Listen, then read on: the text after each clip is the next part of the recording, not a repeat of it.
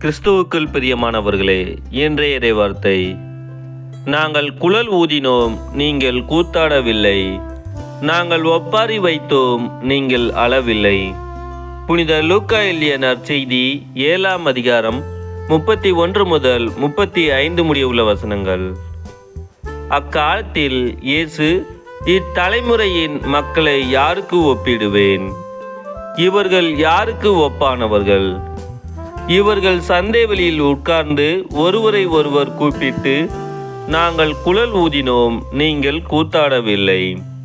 நாங்கள் ஒப்பாரி வைத்தோம், நீங்கள் அளவில்லை என்று கூறி விளையாடும் சிறு பிள்ளைகளுக்கு ஒப்பானவர்கள்.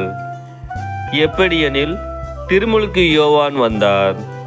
அவர் உணவு அருந்தவும் இல்லை, திராட்சை மது குடிக்கவும் இல்லை. அவரை பேய் பிடித்தவன் என்றீர்கள். மானிட மகன் வந்துள்ளார். அவர் உண்கிறார், குடிக்கிறார். நீங்களோ, இம்மனிதன் பெருந்தேனிக்காரன், குடிகாரன், வரி தண்டுபவர்களுக்கும் பாவிகளுக்கும் நண்பன் என்கிறீர்கள். எனினும் ஞானம் மெய்யானது என்பதற்கு அதை ஏற்றுக்கொண்டோரின் செயல்களே சான்று என்றார்.